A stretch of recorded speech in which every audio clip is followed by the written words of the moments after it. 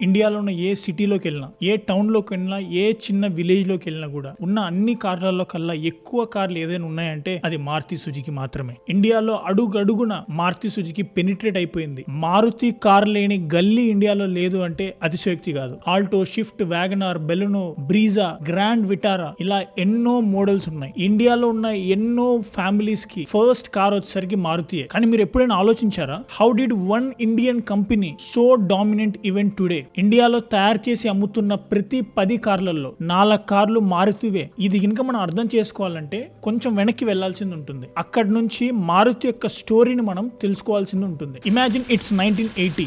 You are a middle class government employee. నువ్వు చాలా సంవత్సరాల నుంచి డబ్బులు సేవ్ చేస్తూ ఉన్నావు. ఫైనల్ గా నువ్వు కార్ కొనాలని ఫిక్స్ అయిపోయావు. ఇప్పుడు అంటే సింపుల్ కదా, షోరూమ్ కి వెళ్ళాం, కార్ తీసుకుని వచ్చేసాం. ఎందుకంటే ఇప్పుడు ఇండియా అనేది ఒక ఆటోమోటివ్ పవర్ హౌస్. కానీ ఆ రోజుల్లో సినిమా అలా లేదు. కేవలం కొన్ని కార్లు మాత్రమే ఉండేవి. మెయిన్లీ అంబాసిడర్, ప్రీమియర్, పద్మని లాంటి cars. And even if you have money, నువ్వు కార్ కొని ఇంటికి తెచ్చుకోవాలంటే చాలా టైం పట్టేది. వెయిటింగ్ పీరియడ్స్ అనేవి చాలా ఎక్కువ ఉండేవి. ప్రీమియర్, పద్మినికి అయితే 5 నుంచి 7 సంవత్సరాల వెయిటింగ్ పీరియడ్ ఉండేది. అండ్ కార్స్ కొనాలంటే చీపర్ అంటే కాదు, టూ మచ్ ఎక్స్పెన్సివ్. ఇండియాలో అసలు చాలా మంది కార్ కొనాలి అని ఆలోచన ఉండేది కాదు, అంత ఎక్స్పెన్సివ్ ఉండేది. అండ్ ఉన్న కార్లు కూడా అవుట్డేటెడ్ లో ఉండేవి. ఇండియాలో ఉన్న కోట్ల మందికి వాళ్ళ స్కూటరే వాళ్ళ యొక్క ఫ్యామిలీ వెహికల్. కార్ అనేది ఒక లగ్జరీ. ఇన్ఫాక్ట్ ఆ రోజుల్లో ఇండియా కేవలం 50,000 కార్లు మాత్రమే ప్రొడ్యూస్ చేసేది 1980s లో. అదే మీరు ఇప్పుడు చూస్తే దాదాపు 50 నుంచి 60 లక్షల కార్లు తయారు చేస్తుంది India. India is the third largest automotive industry in the world. Third place లో ఉంది. దాంట్లో ఒక మారుతినే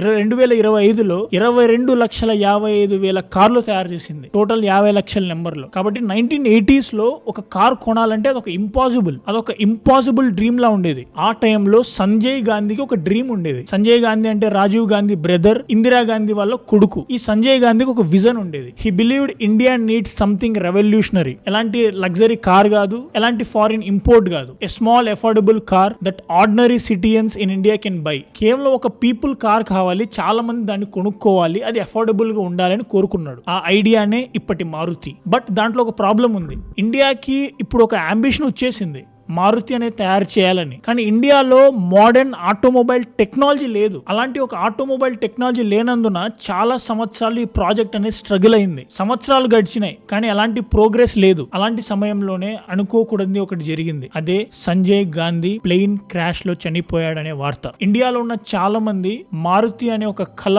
చెదిరిపోయింది సంజయ్ గాంధీ యొక్క మరణం తర్వాత అని అనుకున్నారు. బట్ సంథింగ్ అన్ఎక్స్పెక్టెడ్ అనేది జరిగింది. ఇండియన్ గవర్నమెంట్ ఆ యొక్క ప్రాజెక్ట్ ని కంటిన్యూ చేయాలని అనుకున్నది. ఆ ప్రాజెక్ట్ ని స్పీడ్ లైన్ చేసే భాగంగా మన ఇండియాకి ఆటోమొబైల్ ఇండస్ట్రీ అంత డెవలప్ అవ్వలేని కారణంగా మనము బయట దేశాల్లో ఉన్న ఒక పెద్ద కార్ కంపెనీతో టైఅప్ అవ్వాలి అని ఫిక్స్ అయిపోయారు. ఆ విధంగా ఇండియన్ గవర్నమెంట్ కి అప్పుడు గ్లోబల్ ఆటోమొబైల్ పార్ట్నర్ కావాల్సింది వచ్చింది. చాలా మందిని పిలిచారు, చాలా మంది రిజెక్ట్ చేశారు.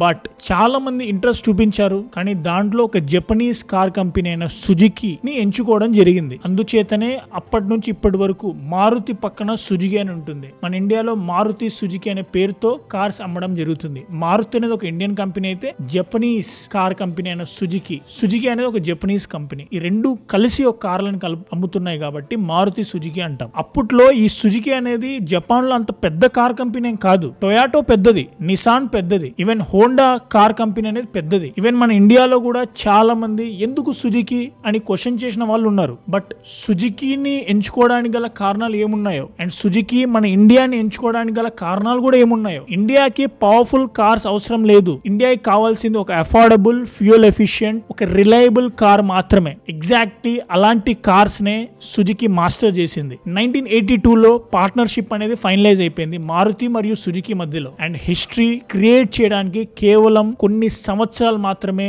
ఉంది. అండ్ అది ఆ రోజు రానే వచ్చింది. 1983 డిసెంబర్ 14th ఇండియాలో ఫస్ట్ మారుతి కార్ ని రోల్ అవుట్ చేసింది. అదే మారుతి 800. దాని తర్వాత హిస్టరీ క్రియేట్ చేసింది మనందరికి తెలిసిందే. మారుతి అంటే మిడిల్ క్లాస్ అంటే మారుతి అనే సింబాలిజం తో స్ప్రెడ్ అయిపోయింది మారుతి. ఈ రోజు ఆ మారుతి 800 అనేది అంత ఇంప్రెసివ్ ఉండకపోవచ్చు, కానీ ఆ రోజు రోజుల్లో దానికి ఉన్న క్రేజ్ అంతా ఇంత కాదు. అప్పట్లో అదొక ఫ్యూచరిస్టిక్ గా ఉండేది. It was compact, fuel efficient, reliable, easy to maintain and most importantly చాలా అఫోర్డబుల్ గా ఉండేది. ఫర్ ద ఫస్ట్ టైం ఒక స్కూల్ టీచర్, ఒక బ్యాంక్ ఎంప్లాయ్, ఒక గవర్నమెంట్ ఎంప్లాయ్, ఈవెన్ ఒక చిన్నపాటి బిజినెస్ మ్యాన్ కూడా కార్ కొనాలి అనే ఒక డ్రీమ్ ని తనలో తీసుకోగలిగాడు. అలా డ్రీమ్ ని తన కనగలిగాడంటే దానికి కారణం Maruti. First time Maruti 800 car ని హర్పాల్ సింగ్ అనే వ్యక్తి అప్పటి ప్రధానమంత్రి అయిన ఇందిరాగాంధీ వాళ్ళ ఇంటికి ఫస్ట్ టైం ఇవ్వడం జరుగుతుంది. That moment was symbolic. It wasn't just a delivery of a car, it was the beginning of India's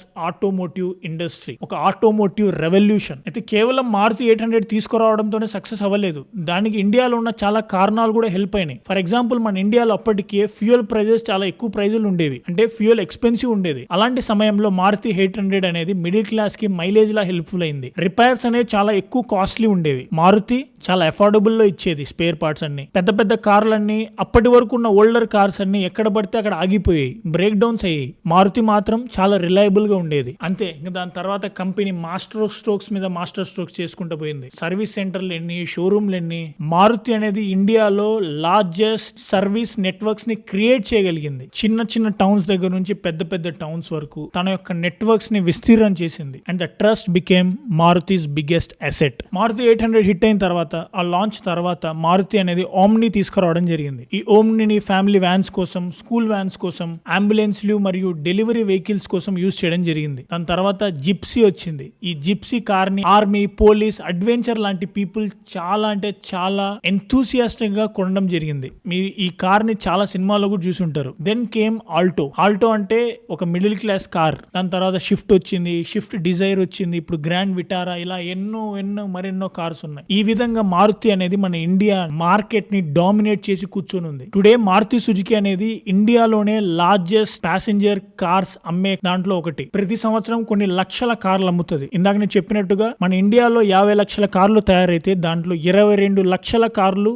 కేవలం మారుతి సుజుకి మాత్రమే. మారుతి సుజుకి మన ఇండియాలో ఉన్న 40% మార్కెట్ షేర్ ని క్యాప్చర్ చేసి కూర్చొని ఉంది. మారుతి సుజుకి యొక్క రియల్ అచీవ్మెంట్ ఏంటంటే మన ఇండియన్ సొసైటీని అర్థం చేసుకోగలగడం. Maruti give millions of families their first car. Ford car అనేది అమెరికన్స్ ని వీల్స్ మీద పెడితే, వోల్క్స్ వ్యాగన్ అనే కార్ జర్మనీకి హెల్ప్ఫుల్ అయితే, టొయాటో అనేది జపాన్ ని ట్రాన్స్ఫార్మ్ చేయగలిగితే, ఇండియాని ఒక కార్ కంపెనీ పర్టికులర్ గా ఇండియాలో ఉన్న మిడిల్ క్లాస్ ని కార్లకు బానిసగా చేసింది, అఫోర్డబుల్ చేసింది. వాళ్ళకు కూడా ఒక కార్ డ్రీమ్ ని నెరవేరేలా చేయగలిగింది మాత్రం మారుతి సుజుకి. ఇండియాలో లక్షల మందికి కార్ అనే ఒక డ్రీమ్ ని అచీవ్ చేసేలా చేసింది truly Maruti. And even Maruti 800 పేరు 800 అవుతుందో, 800 అంటే సీసీ.